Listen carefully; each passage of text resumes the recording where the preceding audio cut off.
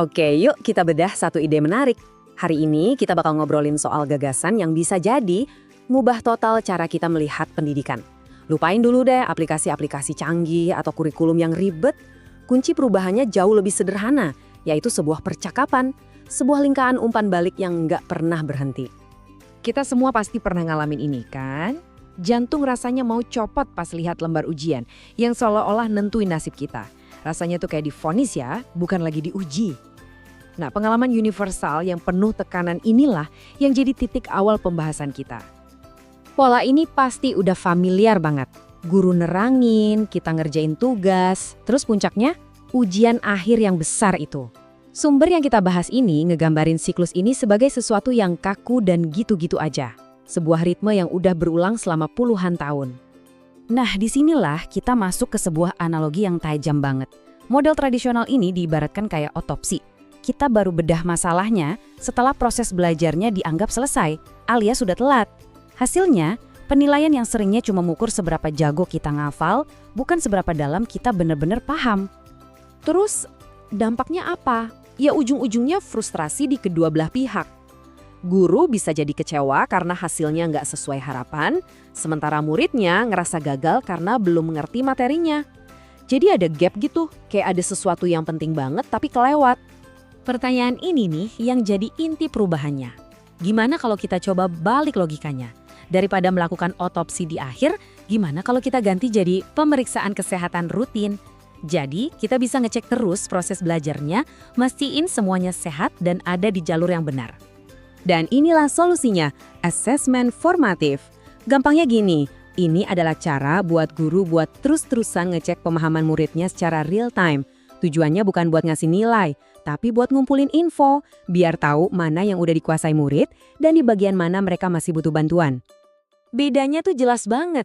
Asesmen sumatif itu si otopsi di akhir perjalanan belajar. Sementara asesmen formatif itu pemeriksaan kesehatan. Sebuah dialog yang terus berjalan, yang ngejaga proses belajar tetap hidup. Tujuannya bukan lagi menghakimi, tapi memandu.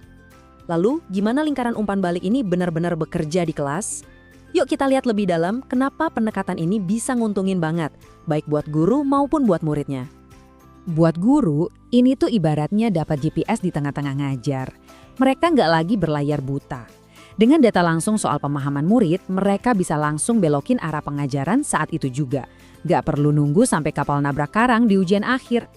Nah, buat siswanya, wah ini bisa ngubah segalanya.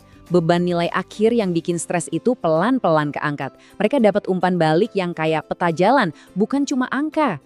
Pertanyaannya jadi bukan kamu dapat nilai berapa, tapi gimana caranya biar kamu bisa lebih baik. Ini ngasih mereka kendali atas proses belajar mereka sendiri. Jadi, poin utamanya di sini, asesmen formatif ini mengubah kelas dari yang tadinya cuma transfer informasi satu arah jadi sebuah kolaborasi. Guru dan siswa jadi satu tim yang kerja bareng buat mencapai pemahaman yang lebih dalam. Oke, teorinya kedengaran bagus, tapi prakteknya di kelas kayak gimana sih? Mari kita intip beberapa strategi yang simpel banget tapi dampaknya luar biasa. Percaya atau enggak, sumber yang kami analisis itu ngejabarin ada 35 strategi yang berbeda. 35, ini nunjukin betapa fleksibelnya pendekatan ini. Tentu kita nggak akan bahas semuanya, tenang aja. Tapi yuk kita sorot beberapa yang paling populer. Yang pertama, ini salah satu yang paling simpel tapi efektif banget, tiket keluar atau exit tickets. Cara kerjanya cerdas banget. Jadi di akhir pelajaran, guru ngasih pertanyaan cepat, misalnya, satu hal baru apa yang kamu pelajari hari ini? Atau ada nggak bagian yang masih bikin kamu bingung? Murid tinggal tulis jawabannya di kertas kecil. Cuma beberapa menit, tapi guru bisa dapat gambaran cepat pemahaman seluruh kelas buat pelajaran besok. Strategi berikutnya ini fokusnya ke kekuatan kerjasama, think, pair, share, atau pikirkan, pasangkan, bagikan. Kerennya metode ini ada di strukturnya yang 3 tahap. Pertama, murid dikasih waktu buat mikir sendiri dulu. Kedua, mereka diskusi sama teman sebelahnya, ini jadi kayak zona aman buat tukar pikiran. Baru deh yang ketiga, mereka bagiin hasilnya ke seluruh kelas. Proses ini bikin semua suara jadi punya kesempatan buat didengerin.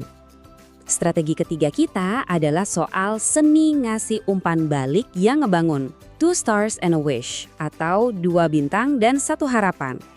Ini cara yang jenius banget buat nyusun feedback. Dengan minta murid buat mulai dari 2 hal yang bagus, si bintang, suasananya jadi lebih positif. Terus saran perbaikannya, si harapan, jadi terasa lebih ngebangun bukan ngejatoin. Ini bisa dipakai buat evaluasi diri sendiri atau evaluasi teman. Nah, semua strategi praktis yang tadi kita bahas itu sebenarnya mengerucut ke satu ide yang besar banget. Sebuah pergeseran fundamental tentang buat apa sih penilaian itu ada? Dan ini dia perubahan besarnya. Kita bergerak dari penilaian atas pembelajaran yang cuma ngukur hasil akhir ke penilaian untuk pembelajaran yang justru ngebantu prosesnya. Fokusnya geser dari menghakimi ke membantu pertumbuhan. Dari cuma ngasih nilai, jadi ngasih arah. Ada satu kutipan dari sumber kami yang rangkum semuanya dengan pas. Penggunaan asesmen formatif di kelas mencegah guru dan siswa mendapatkan kejutan berupa nilai akhir yang buruk. Dengan kata lain, kalau ada dialog yang jalan terus, hari bagi rapor itu bukan lagi hari penghakiman yang bikin deg-degan, tapi cuma kelanjutan dari obrolan yang udah ada. Dan kami akan tutup dengan pemikiran ini. Coba deh bayangin sebuah ruang kelas atau bahkan di tempat kerja, di mana setiap kesalahan itu dilihat bukan sebagai kegagalan, tapi sebagai kesempatan buat belajar dan jadi lebih baik. Nah, itulah potensi sesungguhnya dari pergeseran pola pikir yang sangat kuat ini.